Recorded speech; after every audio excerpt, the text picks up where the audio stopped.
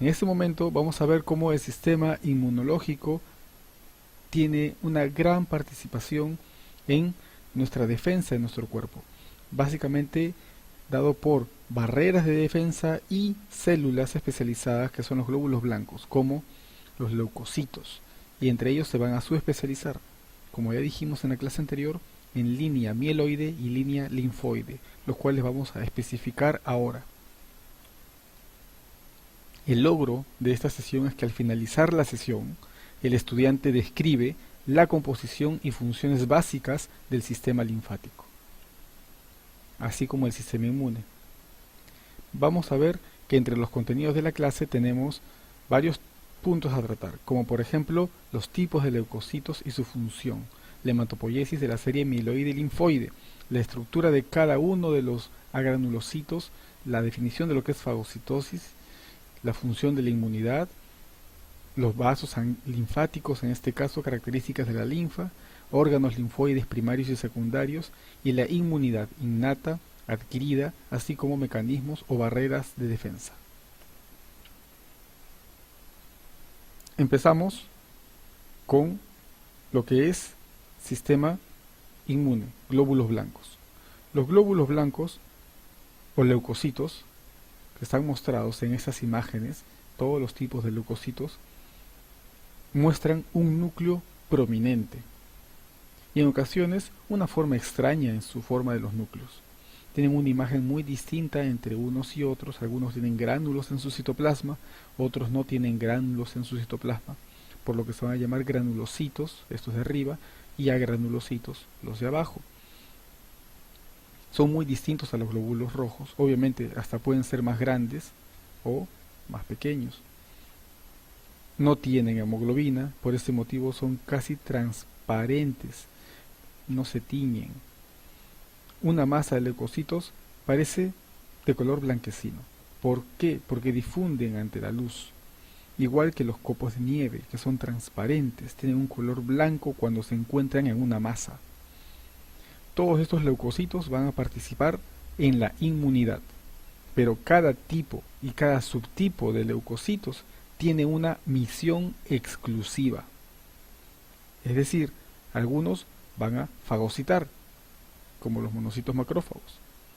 Otros van a atacar partículas extrañas del organismo, otros van a atacar células infectadas por virus.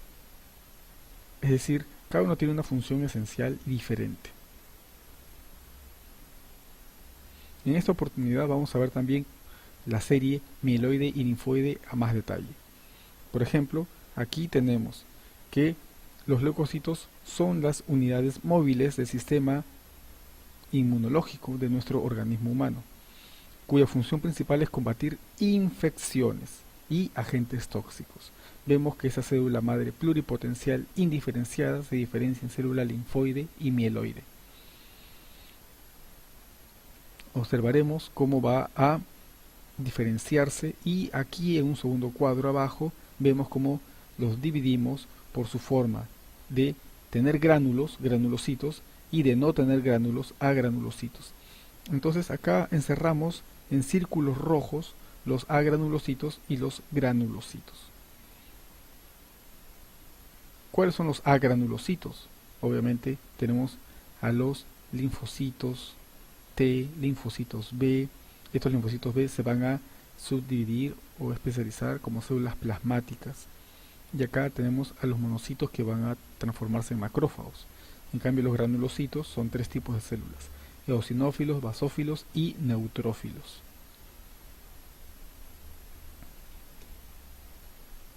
Aquí observamos de color verde las células que se encuentran dentro de este cuadro, que son células con granos en su interior. Esos gránulos, granulocitos, son esos tres tipos celulares.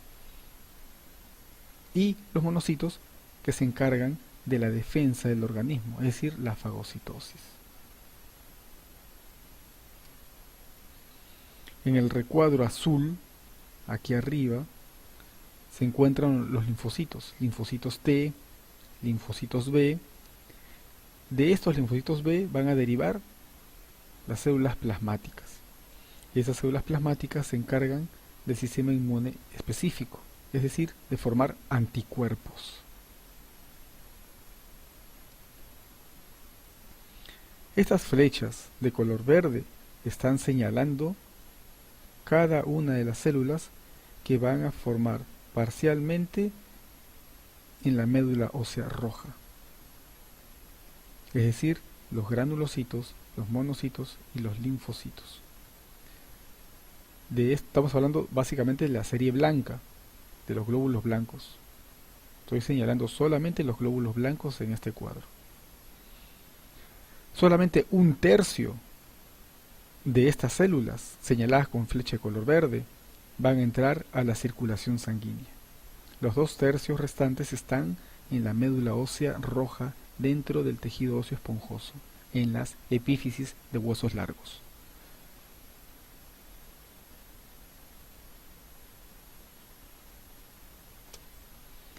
Estas células con la flecha señalada de color rojo forman parcialmente las células de tejido linfoide, linfocitos, células plasmáticas.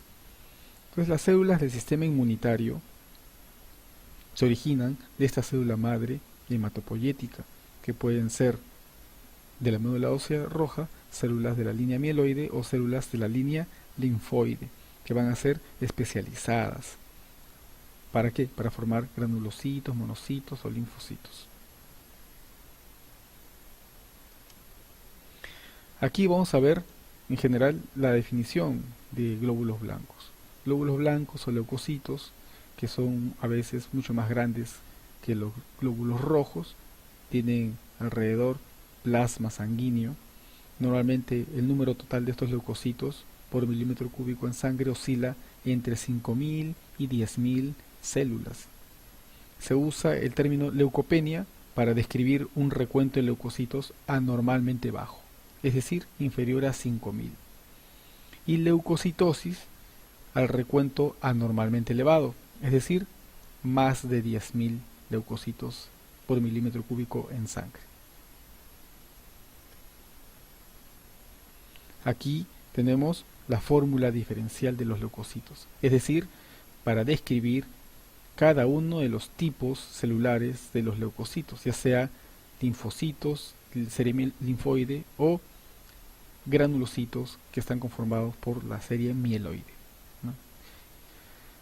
No solamente en porcentaje, que son los valores relativos, sino también en valores absolutos. Lo más importante aquí es determinar el valor absoluto de cada uno de los componentes celulares.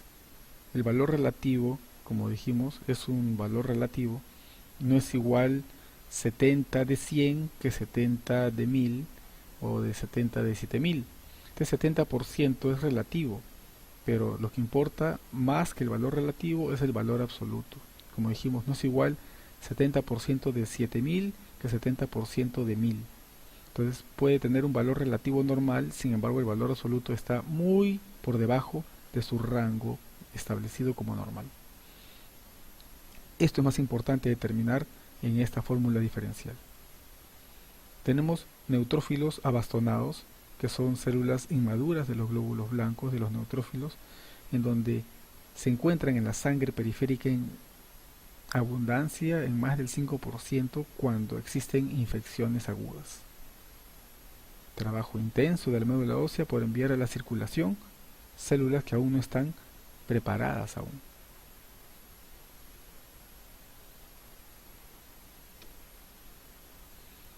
Aquí lo que estamos viendo son propiedades de los neutrófilos y los macrófagos.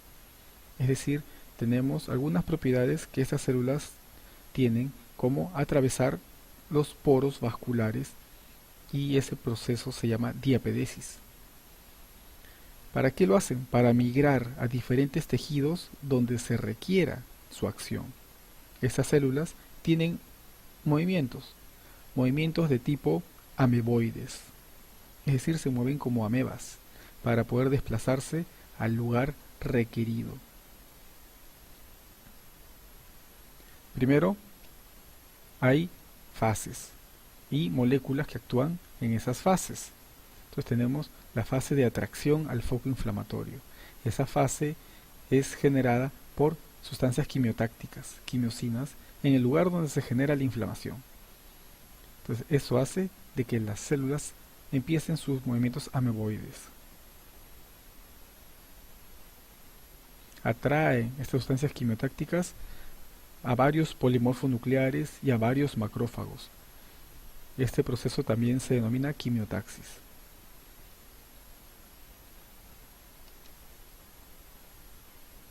Luego, este leucocito se adhiere a las células endoteliales, a la cara interna de los vasos sanguíneos y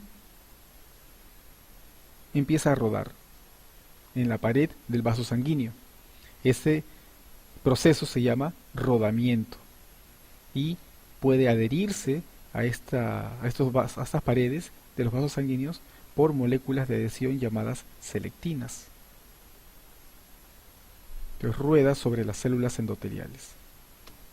Posteriormente, bien adheridas, no solamente por las selectinas, sino por las integrinas, deja de rodar para prepararse a atravesar ese poro y poder migrar hacia el lugar donde se presenta la inflamación.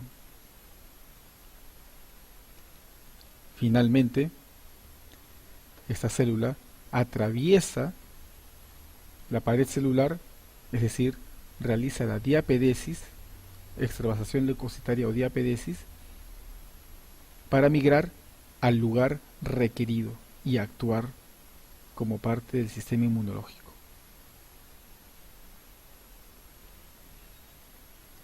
Una vez en el lugar de acción, donde se encuentra la inflamación y posiblemente agentes bacterianos o virales, se produce la fagocitosis como acto de defensa de estas células. Entonces, ¿en qué consiste la fagocitosis? Justamente en la digestión del agente atacante principal. ¿Quiénes tienen función? Los neutrófilos y los macrófagos. Entonces aquí tenemos pasos, como por ejemplo, una partícula.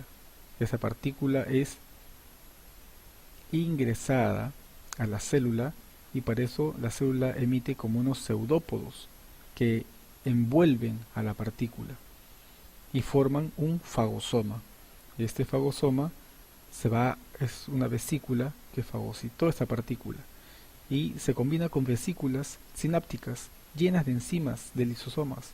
Entonces se transforma en un fagolisosoma, en donde se digiere parcialmente esta partícula y quedan cuerpos residuales, material indigerible. Esos cuerpos residuales se van a eliminar. Todo esto es el proceso de la fagocitosis.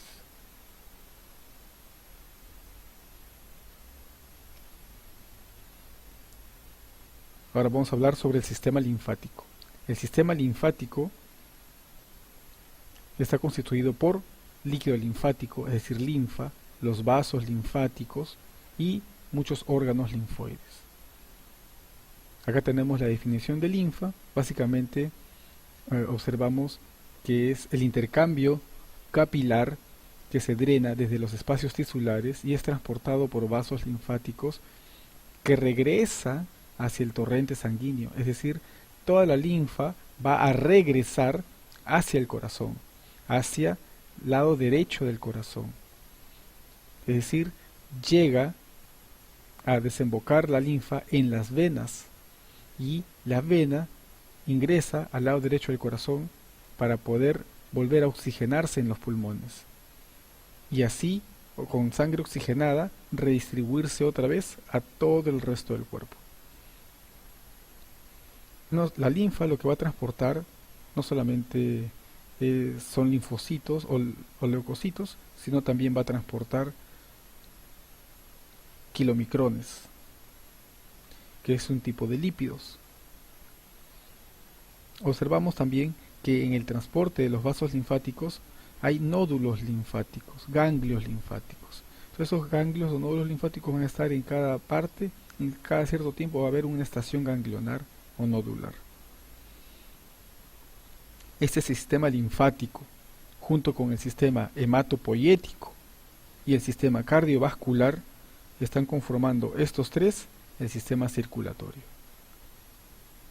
Otra vez, el sistema linfático, estos vasos linfáticos, junto con el sistema hematopoyético, es decir, la sangre, y el sistema cardiovascular, es decir, el corazón, están conformando estos tres, sistema cardiovascular, sistema hematopoyético, sistema linfático, todo esto es el sistema circulatorio.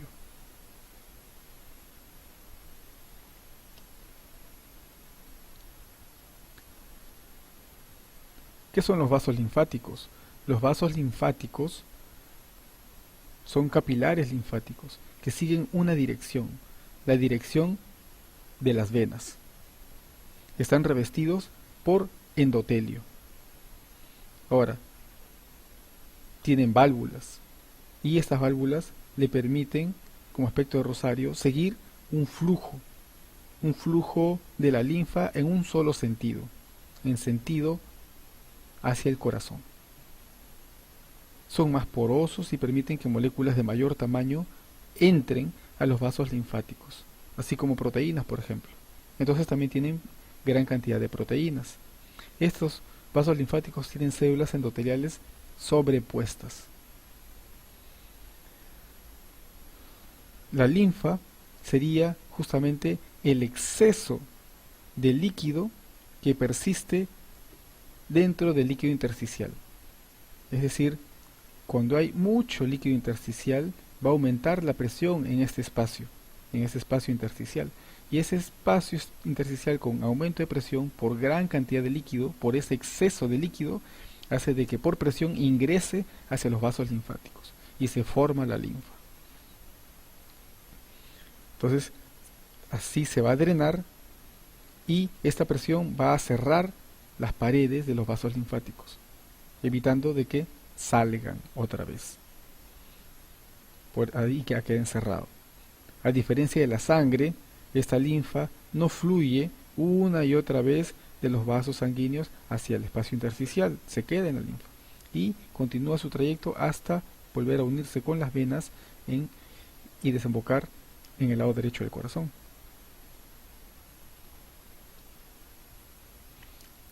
Los capilares linfáticos siguen un trayecto hacia el conducto torácico y esto sigue un trayecto que atraviesa varios ganglios linfáticos. La cantidad de la linfa es aproximadamente 3 litros al día. Y podemos ver en esta imagen que la arteria, arteriolas y capilares se van a continuar con vénulas y venas. Pero los vasos linfáticos nacen de bolsas ciegas, no son continuidad de los vasos sanguíneos. Miren acá, no hay continuidad, acá tampoco, aquí tampoco, acá tampoco.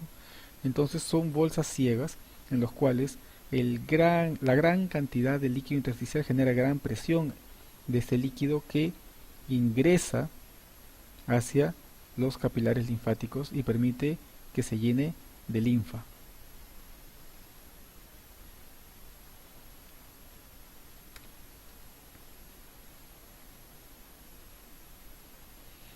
Tenemos, como dijimos, órganos linfoides. Los órganos linfoides son productores de células inmunes o células inmunológicas. Hay órganos linfoides primarios y órganos linfoides secundarios que están aquí en esta otra columna.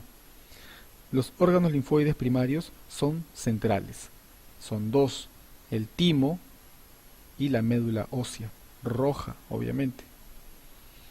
Permite el desarrollo y maduración de linfocitos en células maduras con capacidad inmunitaria.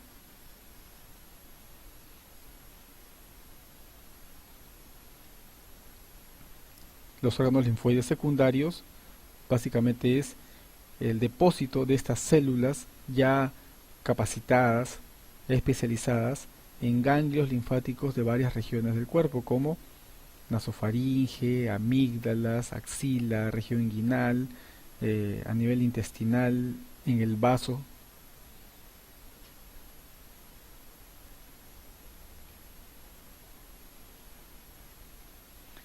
Estos órganos linfoides secundarios, que están acá en el recuadro verde, son periféricos, mantienen un ambiente adecuado para que las células inmunitarias puedan reaccionar entre ellas y con otros cuerpos para generar una reacción inmunológica. Por ejemplo, hay tejido linfoide asociado a mucosa y tejido linfoide asociado a intestinos. ¿Qué tenemos acá? Ganglios linfáticos, vasos, tejidos linfoides, intestino y mucosas.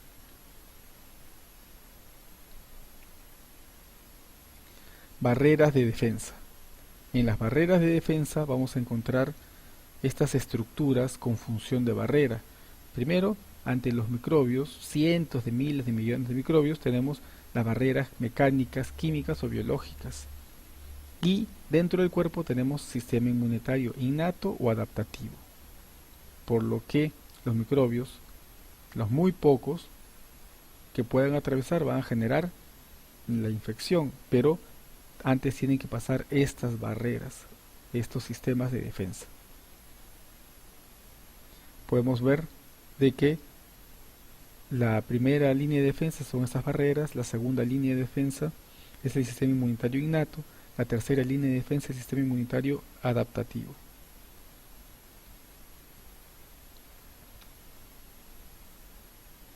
Aquí podemos observar cómo esta primera línea de defensa son barreras físicas como la piel, el mucus de los aparatos respiratorios y digestivos, los cilios en la tráquea, en la nariz para eliminar el moco, el aparato lacrimal para eliminar también secreciones en el ojo. Todo eso ayuda como defensa, barrera física. Entonces tenemos barrera física o también llamada barrera mecánica, esta primera línea de defensa.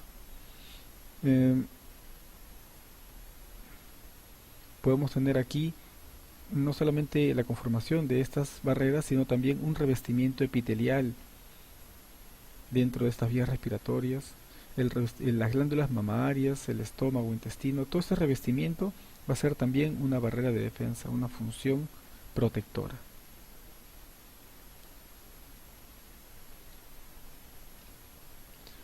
La barrera química es la segunda línea de defensa.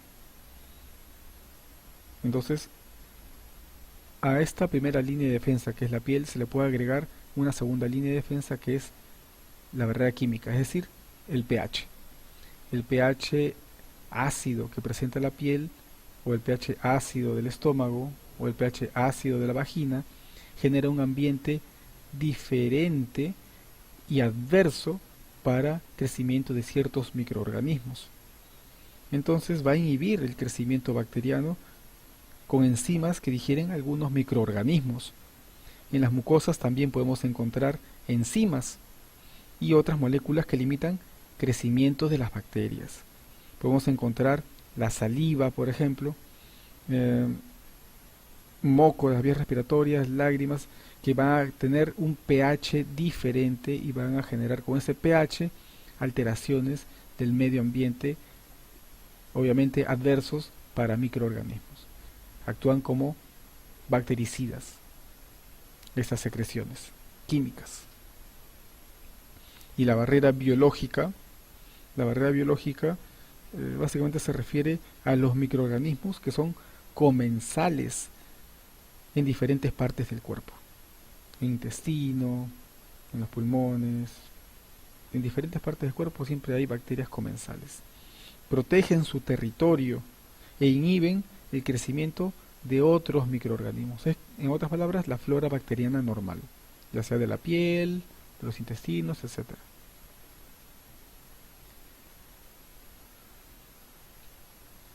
Acá tenemos un resumen de las barreras químicas y biológicas, es decir, segunda y tercera línea de barreras de defensa.